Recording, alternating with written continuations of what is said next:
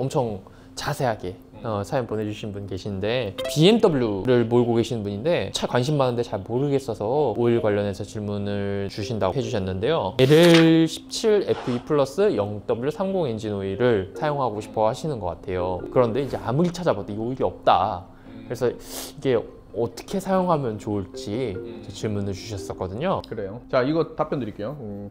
이거 의외로 간단해, 답변이. 일단은 이분이 BMW 롱라이프 17FE 플러스에서 0W30을 찾았어요. 그죠? 이거는 찾아서 발견될 수가 없어요. 왜냐하면 17FE 플러스는 BMW가 그 규격을 만들었을 때 HTHS를 2.6로 만들면서 퓨얼 이코노미용으로 만든 거예요.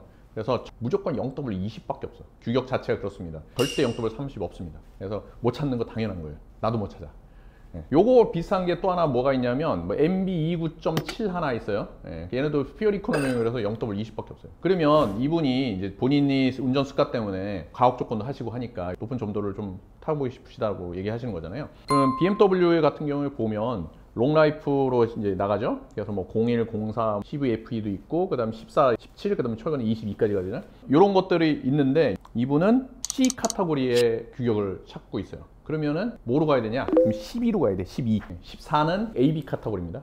그래서 얘는 또 어떤 특징이 있냐면 HTHS가 2.9 이상입니다. 그러면 그 얘기는 0W20짜리의 2.9로 만들 수도 있지만 0W30짜리도 얘가 있는 거야. 또 이분이 질문이 그거예요.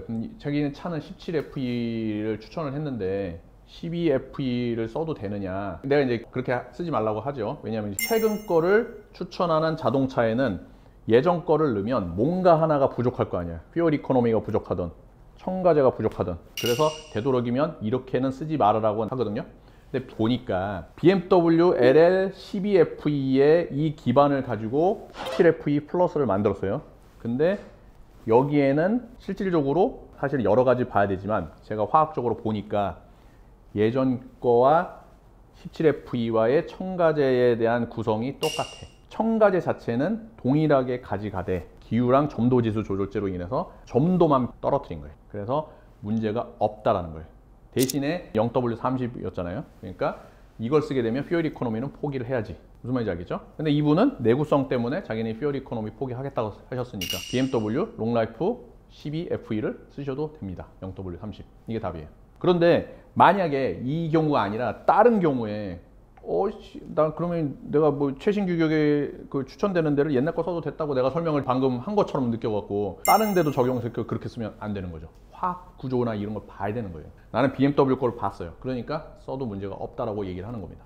무슨 말인지 알겠죠? 네. Come on!